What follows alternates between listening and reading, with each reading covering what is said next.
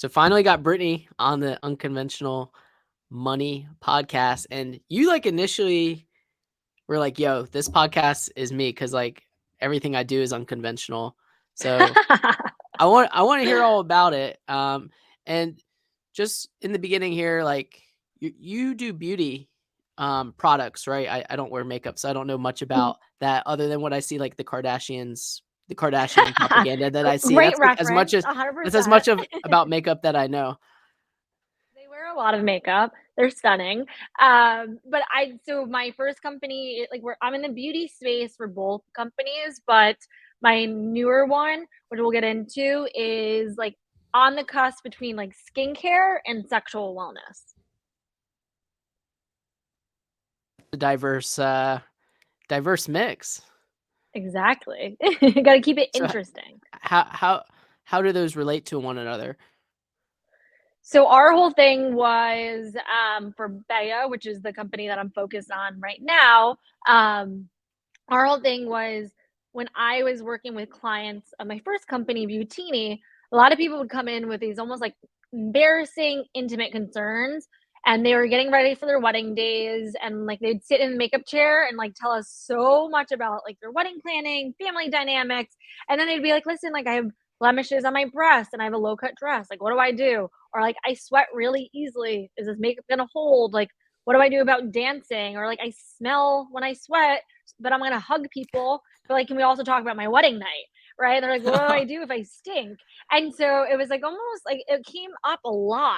And I was like, huh, that's interesting because whenever I get blemishes on my body that might be uncomfortable, you kind of just like shut it off because it's not on your face. Like no one sees it. So can you really care about it? And so during that, so that's kind of what sprouted the seed of like, skincare concerns. That I was also dating at that point. I was in my 20s, navigating society's taboo on like intimacy and dating and like how many dates do you go on before you can go home with someone and like all that. And I was like, whoa, there's so many rules. And like, who created these? They're like, it's my body. This is like my life. Like this is just way too overwhelming. And so it was really from those two experiences.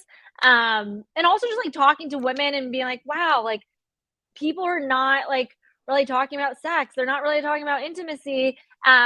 And so kind of pairing those two experiences, our whole concept was like when you think about like sexual wellness, you might think about like Trojan or KY or these like kind of raunchy brands that are basically the category leaders for years and years, but you're not feeling excited to use them. They're filled with gross ingredients. They're like neon bright colored. So they're not sophisticated or hiding them in the back of your sock drawer. So I was like, there's definitely room to like elevate this category. And I was like, how do we normalize talking about intimacy? And a lot of times, like brands that were out there, it's like, here's vibrator, here's lube, go have fun. But I think that like if you enter the bedroom feeling self-conscious of like how you smell or blemishes on your body, even if your partner does not give a shit, it's about how you feel. And like so much about pleasure is it comes from like orgasming is mental, right? Yeah, like 79% of women say their number one insecurity in bed is their body image. So I think that if you enter the bedroom not feeling comfortable and confident in your own skin, you're not going to get the pleasure you deserve. So it's like, how do we go backwards and be with them before, during, and after those intimate moments by providing skincare solutions. So by the time they are in the bedroom, they feel comfortable and can get that pleasure that they're looking for. So it's a weird blend, but just like how you're seeing wellness and beauty become more of a blurb, especially during the pandemic, like we saw a spike in vibrators and spike of like, oh wait, my sexual health is really important to me. I never really thought about it. But also like just taking care of yourself, right? So I think it's just like we're seeing more categories blur all throughout the consumer space. And this is just one of them that I was particularly very interested in and inspired by.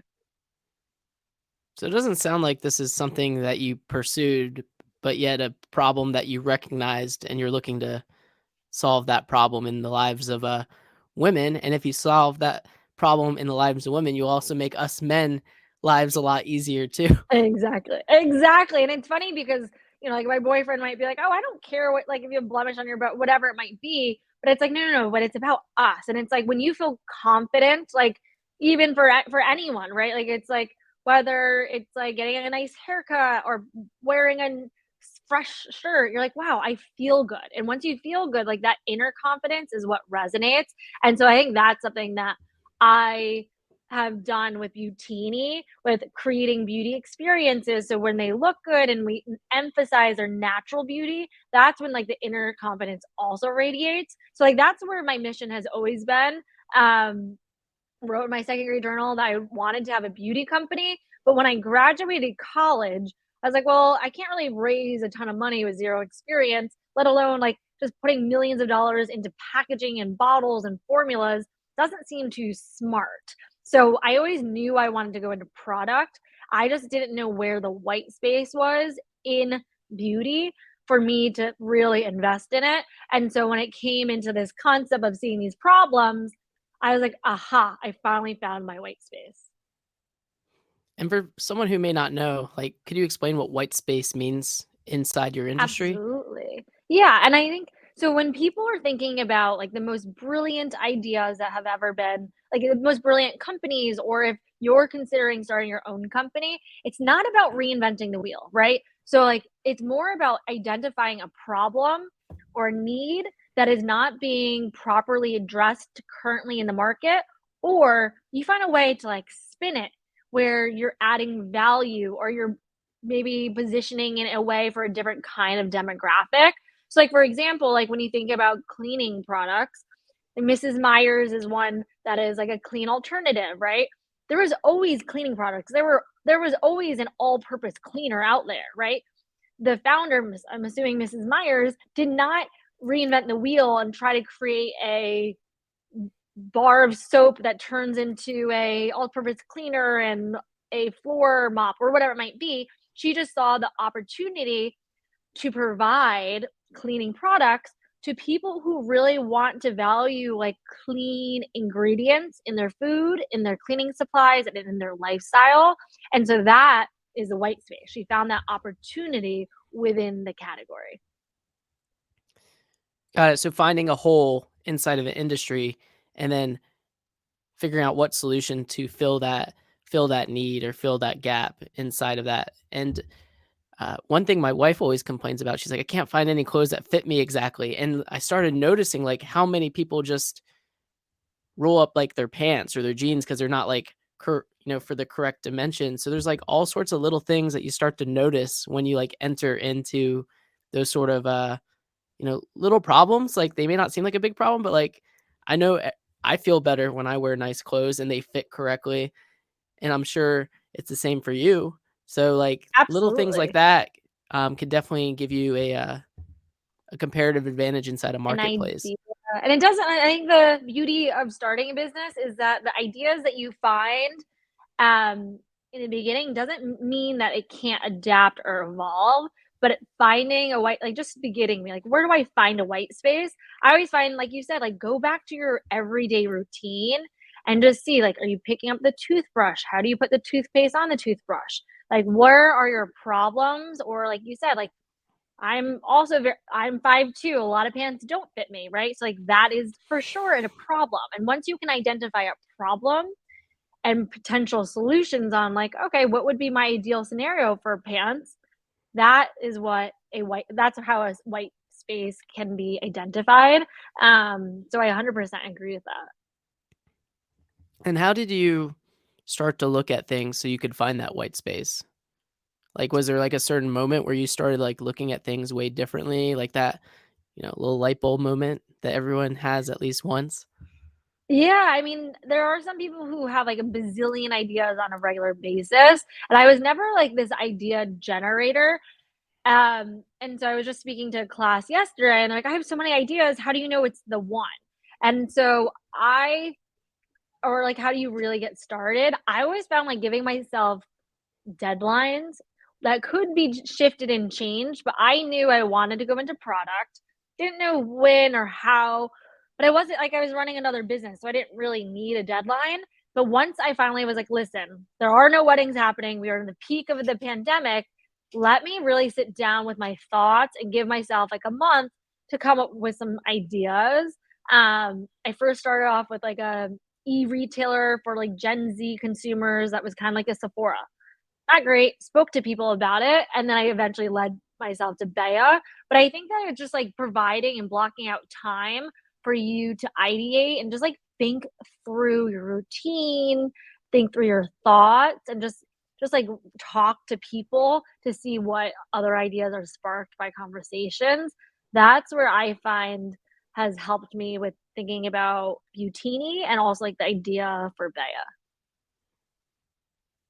Yeah, and I don't know anything about, like, the beauty industry other than to me, it does appear to be very cutthroat.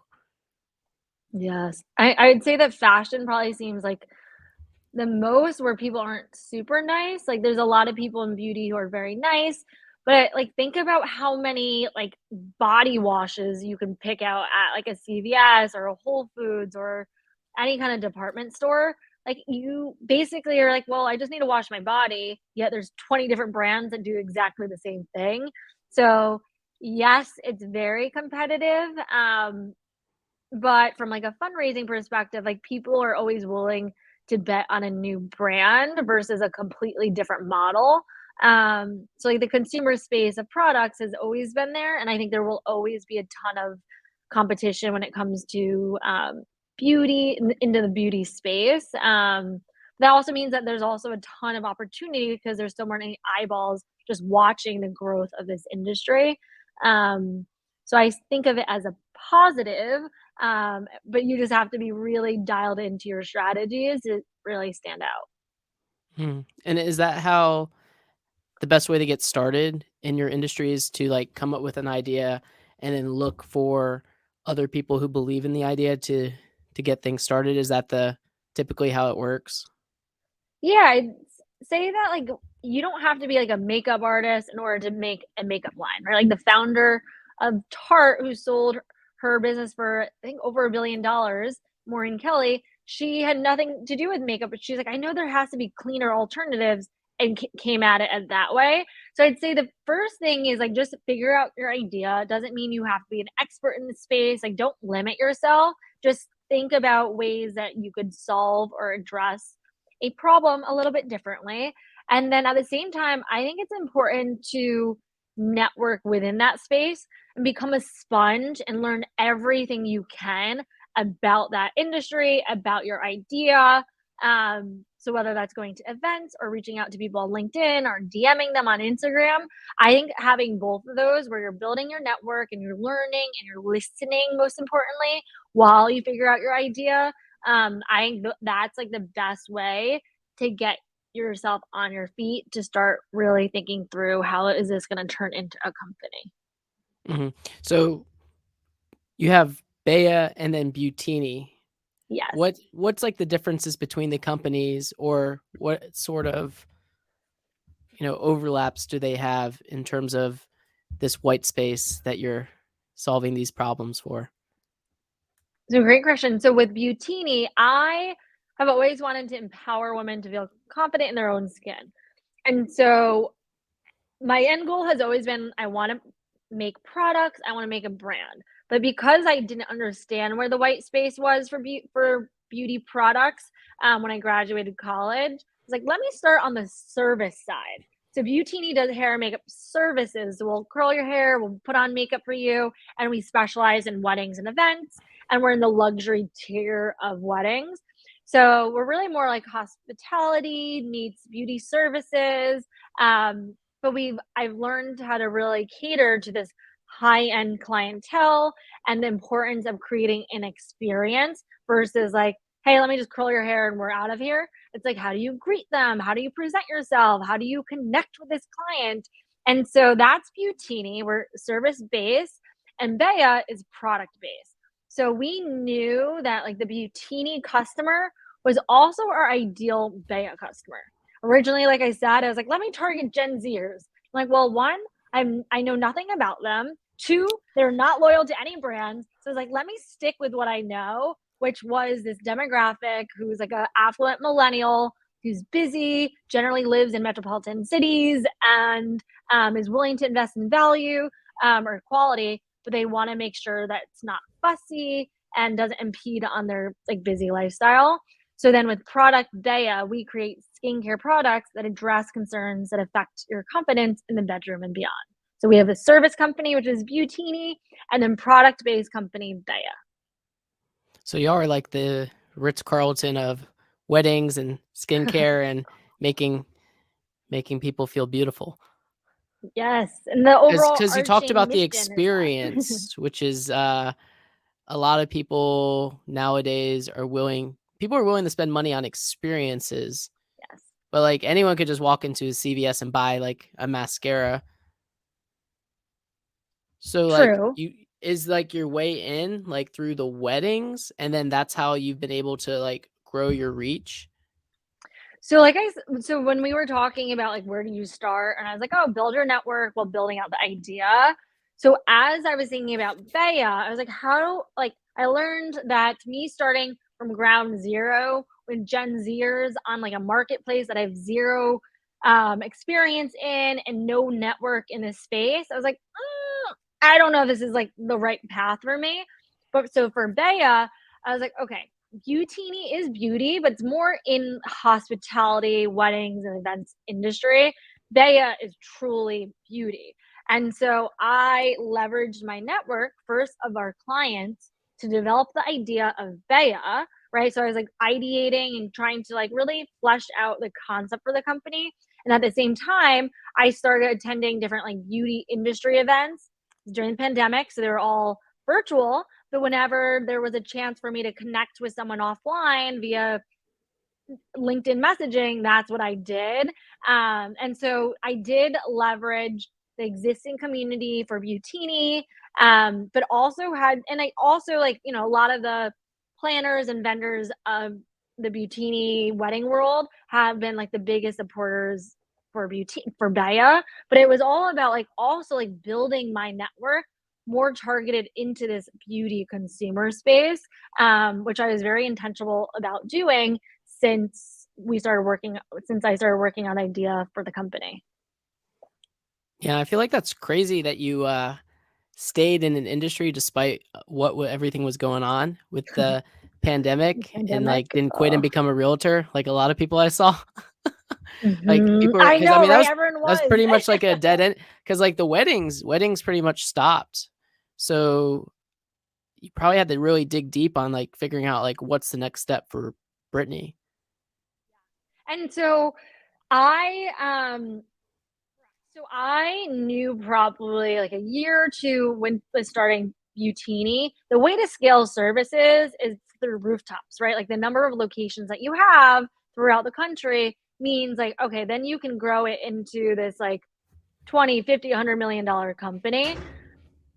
But as an entrepreneur, I think that it's very important to see how does your personal life goals align with your career. And I personally did not want to be 40 years old worrying about a stylist in Dallas waking up at 4 a.m. on a Saturday when I have like a household of kids, right? Like that was just like it didn't align with my life vision. And I was like, I don't know if I really want to do like grow Beautini in the way that you really need to. And so for years, I knew I wanted to do product. And as we were probably getting into like 2018, 2019, I was like, all right, I'm ready. I had investors for Beautini who would have ultimately, by nature of our contract, would have owned a big chunk of Bea. And so I first knew that like I needed to buy them out. So like during the pandemic, it was actually a great, as sad and horrible as it was an opportunity for a lot of people to like sit back and be like, let me sit with my thoughts, my inner thoughts that I never really want to think about. And a lot of it was like, oh my gosh, I want to do this new company, but I haven't. So what's stopping me from that? So I ended up buying my investors and like starting the idea for Bea because there weren't many weddings or events. There were a lot of like micro weddings. People for a while I was like dead, and then people like still a lot of them paid fully up front. Like our cash flow was like, you know, fine. Like we got through it, but it wasn't something where I was like on emails all day long talking to brides who want to book for their wedding. Totally not. It's more like, can I reschedule my wedding for the fifth time in a row?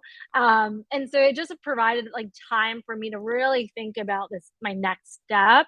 And I probably wouldn't have done it as soon as I did unless I had all that time to really start moving in this new direction. Yeah.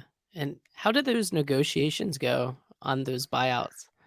Ooh, so they were amazing individuals, and, like, you have to remember, I started Beautini when I was 22 years old, fresh out of college with 0 experience, just very ambitious and excited to have a company. So these angels took a big bet on me, and so they, from the start, were like, "We're investing in you as a person, not necessarily Beautini. We support whatever you wanna do."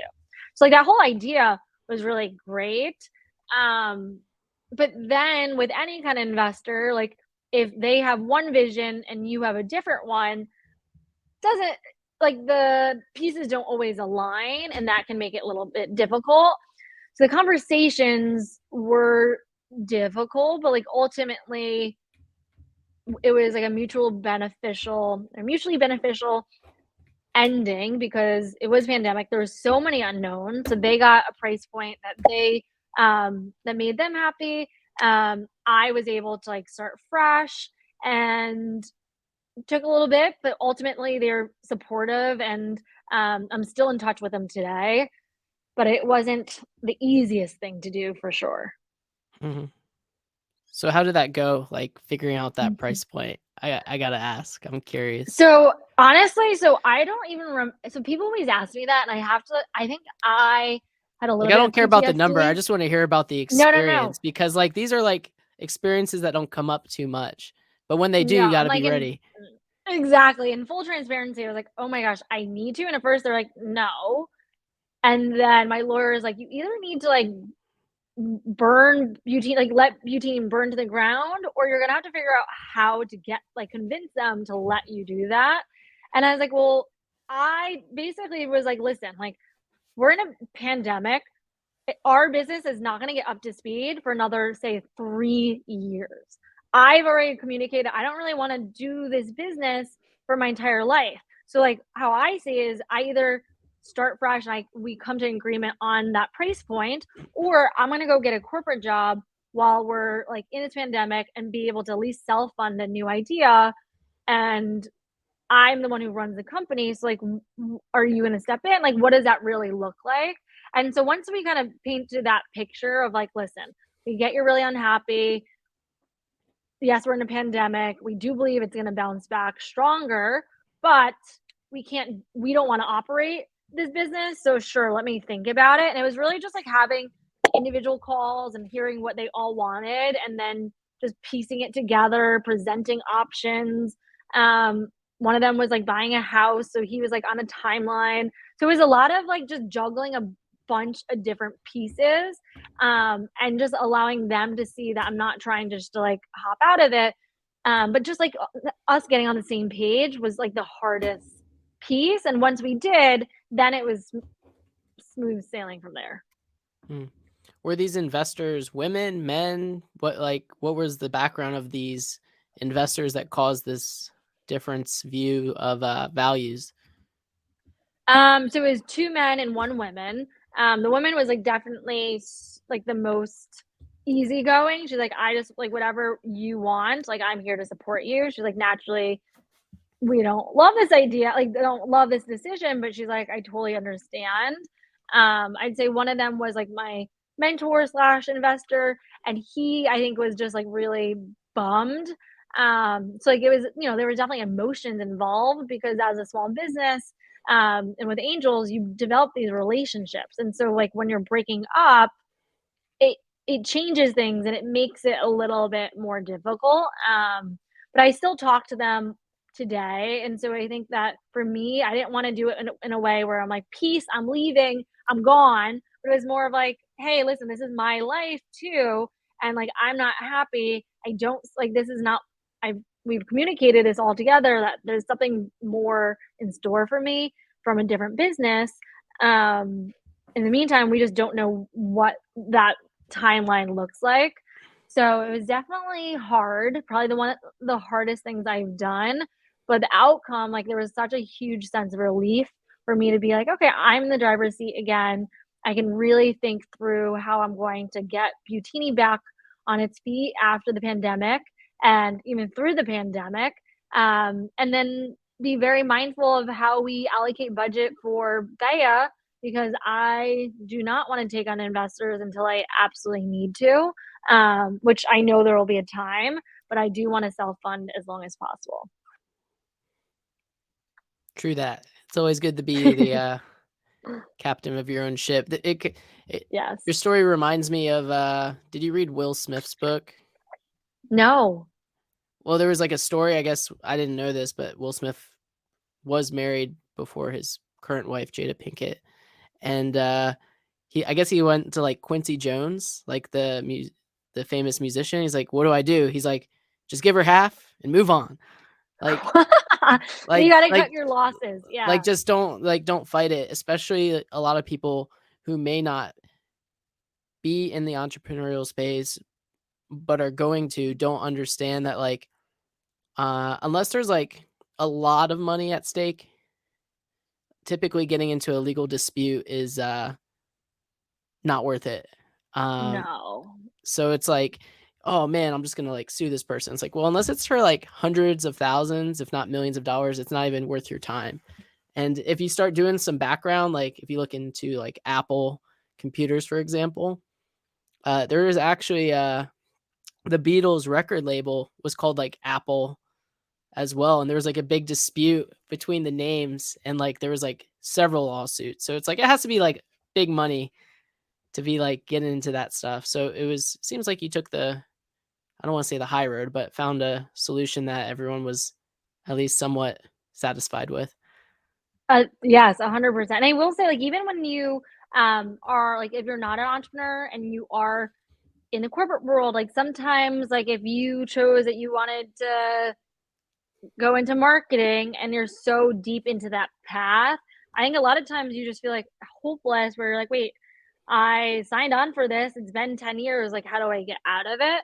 And like you said, sometimes it's like easy enough to be like, how do I either try to subtly do marketing meets computer science in a role and eventually get into that full on coding computer science role. But I think sometimes like we always have to remind ourselves that like it's never too late. It can be hard, but there's always going to be a way for you to be able to like own your life and like feel fulfilled,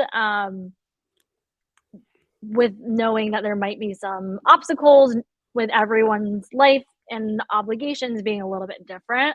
Like even the former creative director of Louis Vuitton, Virgil, I just read that he started interning as an architect. He wanted to get into fashion. He started interning for a fashion house at 30 years old. And he was one of the most like incredible creatives in the fashion world, before he sadly passed away. But that just shows like he was 30 being an intern, right? Like that show, and he became the top of the top. And so I think that's a cool thing, is that it's never too late to start.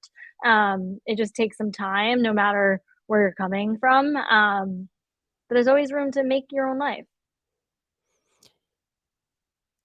One of our guests, Mark, he like studies quantum physics stuff. We're not going to get into the details. One thing he did say though is like when you have a positive outlook on things, when you have a failure or you have a setback, you rebound quicker than someone who doesn't have like the positive mindset. So like for example, you're just like, listen, Mhm. this ain't working. I don't know the full details, but based off what I'm experiencing is you were probably doing all the work. These people probably weren't doing what you agreed to, but they wanted a return. And it's just kind of like, hey, I'm doing all the work. I want to do it this way. It's like you're not doing anything, but you're telling me what to do versus like I'm here on the front lines, like sacrificing blood, sweat, and tears. So it's like that pull. And ultimately it's just like, listen, we got to go. And then how long ago? What that was during the pandemic, right? So 2020. So to clarify, so I was like, when I was raising money for Beautini, like that was like the main vision. I was like, product down the road. Like I wasn't even thinking like, oh, this is a stepping stone I'll do for a few years and then I'll go into my real business. Like I was really excited about Beautini. And at 22 years old, to have people to give you hundreds of thousands of dollars, like that was amazing. Like I would have never been where I am today without those three investors. But what happens is sometimes like your idea for what you want in your personal life might change, or you might be like, I have this bigger and better concept for a new company, and which I did, like, right? That's where I was like, like I like this business, but I'm not obsessed with it. The amount of money that I need to raise for a consumer product business is going to be millions of dollars. So if I start by being diluted to like close to 50% before I'm raising a dollar because of the structure of the deal for my first company, I'm not working my ass off running two companies and like this new baby when I'll already go down to like 5% after two rounds of fundraising. So like that's what like it was more of like I didn't know that bigger picture when I fundraised, and like lesson learned, like always, like no matter how little money you might have in your bank account or how young you are, you should always have like a lawyer on your side, really review everything. But like that's what happened was like my personal views on what I wanted for my life changed, and what I wanted to do next step, like I didn't want to have to be diluted. And because of that, that's what led me to know that I had to buy them out. And like from a positive perspective, I think that being naive, I always say, is one of my superpowers, like not knowing how to run a business, not knowing anything about weddings, and you just kind of figure it out.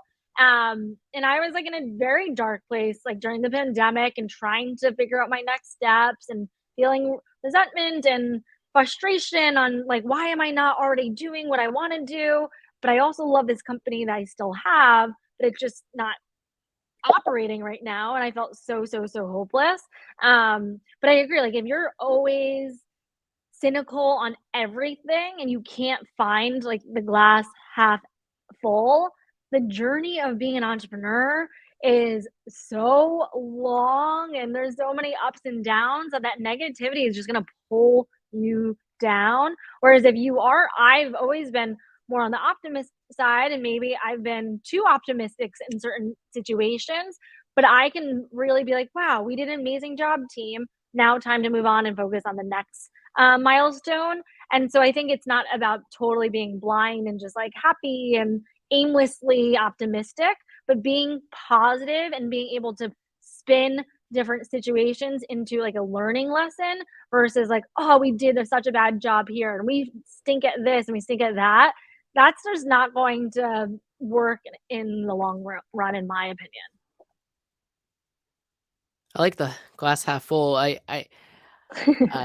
think the show was what was that word? What was that show with like the robots and the people Oh, world? not iRobot. Ro. I don't know. Some show about like the people and the robots, and they went on like a vacation. It got real popular, but I don't know. But I remember like there was this one scene where the guy was like the main engineer. He's like, "Is the glass half full, or is the glass half empty, or is the glass made with the wrong dimensions for the water that's inside it?" Oh, see, So I always I like like that was like the that one thing I option. remember because like if I take this like cup of coffee here, it could be half empty, but I could put in another cup and it's full. Oh, I'm gonna start using that one. Yeah. Because it's So also like perspective, right? So it's like that's where it's like, are you do you have the right lens in how you're viewing a certain situation? yeah, and I mean it's all about again like Mark on his episode he talked about rejection is protection. So like every time something doesn't occur, if you're going down the wrong road, if you're going down the negative road, you're going to attract the wrong people. But if you're Yes. going down the right road, like you're gonna get rejected a lot, but that's because like something is protecting you from going down that road again where you have that feeling of hopelessness. Yes, rejection is getting you one step closer to the goal or the path that you're supposed to be on, in my opinion. So yeah, that's cool. And how did you pull yourself out of that hopelessness? Well, so, like sitting in my apartment all alone in New York City, I'm like, okay, where are my frustrations coming from? And I'm like, well, I've been saying I want to start this product business for a while now, but why am I not doing it? And the hopelessness came from like Beautini just stopped its operations overnight, and I lost like hundreds of thousands, like hundreds of weddings and events in a week. And everyone's so emotional and whatever. And I was like, but I'm like emotional too. Like, this is like, I feel so bad for our couples. I don't know what to do. I've never experienced a worldwide pandemic before. And so I just had a lot of time to just like sit with my thoughts. And with anything, whenever I feel paralyzed, like even overwhelmed with everything I have to do in a day, like I find that like when I like write things down, I'm like, okay, what is causing this frustration or hopelessness? And like getting to the root of like, okay, one step forward, what do I need to accomplish to feeling a little less hopeless? And that was for me to like hire a lawyer and see like what are my options with this? Like if I want to start a new business, like how can I do that? Let me start talking to my investors and see like what their thoughts are on what Beautini looks like the next few years. So it was like more of like emails, phone calls, who can you talk to get you into that right mindset? And then once I could like wrap my head around the situation of like, okay, if they're down for me to buy them out, and my lawyer can help me redraft like a buyout document and a phase out agreement, then that's getting me one step closer to this new business. I can't control, and then understanding that you can't control everything. I can't control when the pandemic's going to end, but what I can do is I can one make sure every client that's still like on board and there that feels like they're being heard and that I'm checking in on them while I'm also thinking through what insights can we discuss that could help me figure out that next business. And so it was a lot of just like conversations and like talking to people um, that made me feel like I had a sense of direction again.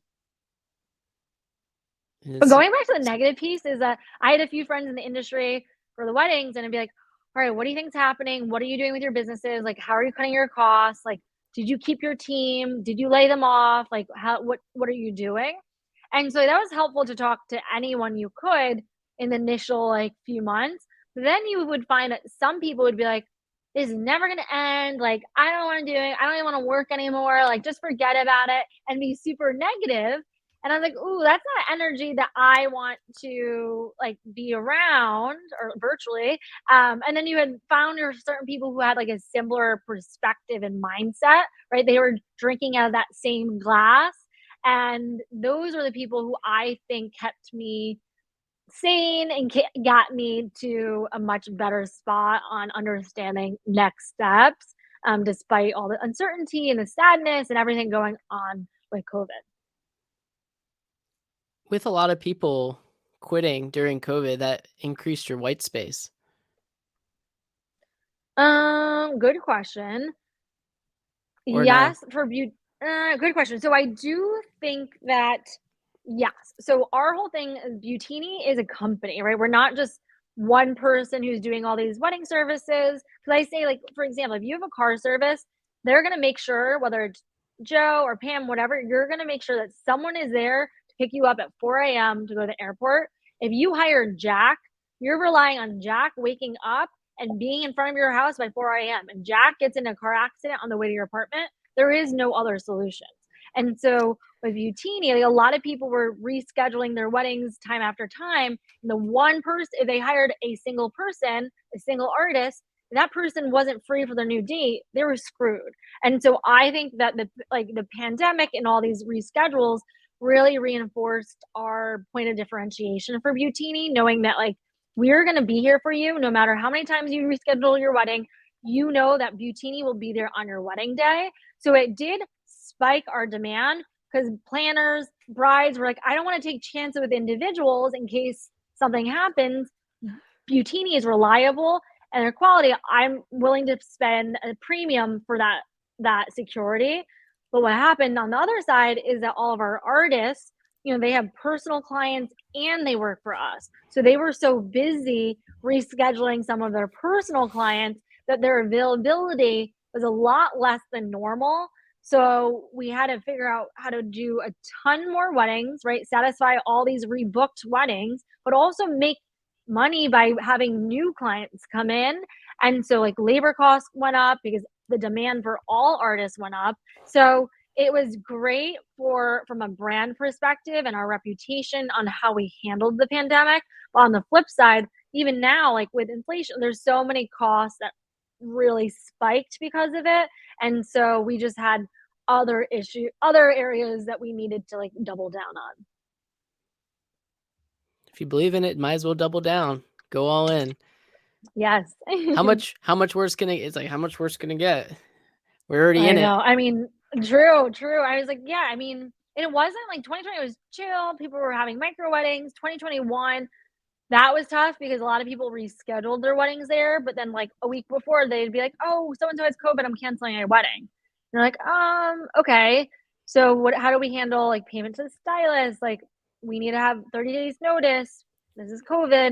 So there's just a lot of gray areas that it really strengthened the operations of my company and our contracts and our terms, because this was a situation that you could have never even thought of would exist. And here you have people really reading through every word of your contract and trying to find ways to get out of it. And then you have your moral piece that's involved. So yeah, it was a huge learning curve, and I'm just proud that we survived and we're thriving now. But it took a long time to feel back to normal, if that's even a thing. What is normal? I know. What's a new everyone's like, "The new normal, the new normal." I'm like, "We are stronger than ever. This is better than ever." But yeah, no, I think a lot of people went through a lot personally. So it's like, how do you become like, how do you run a business, but also make sure that you're still a human at the end of the day and like lead with your heart and do the best that you can do for your team, for your company, and for your customers. And sometimes those like what's best for your customers might not be best for your business, and what's best for your team might not be best for your customers. So it's like just trying to figure out that balance. For sure. And what would you say is like your most valuable wedding day hack that you could give advice to for the people who are getting married in the future that are going to listen to this without giving away all of your secrets? Just So a not little like a taste. hack. Let me see. I'd say that two things for drink. A lot of times there's a rehearsal dinner before the big day. Doesn't mean you can't have a glass wine or cocktail, but we say like hydrate the night before, because a lot of times people wake up with a headache or their skin's super dehydrated because they forgot to drink water. So that's like an easy one. It's like just drink water and you're gonna radiate and glow like no other. And then two is I think there's probably like mixed opinions on this, but I think it's important to like get all your tips in order for your different vendors. And sometimes like I find just like having someone designated, whether it's a mom or a planner or your maid of honor or best man, to be in charge of like making sure that every vendor is taken care of. Sometimes I think that like tipping them ahead of time encourages them to go the extra mile. But I do think that taking care of your vendors on the wedding day and letting them know that you are actually going to take care of them, people will go above and beyond and make your wedding day even more memorable and special. So I guess those are like my two tips, not necessarily hacks. Mm, and I guess the planner was like, I'll never guarantee you're gonna have a perfect day, but you're gonna have a spectacular day. So like the last piece is just like give yourself a deadline where it's like, I'm gonna make sure everything's all the I's are dotted, all the T's are crossed until this date before my wedding. And after that, it's just like go with the flow and just try to like enjoy it, because the energy of the couple is what sets the tone for the entire wedding. So it could be gorgeous, but if you're super uptight and not enjoying yourself, your guests are definitely not going to either. Our wedding, we had a good time. Good, So and that's all that matters. At the end of the day, you're getting married.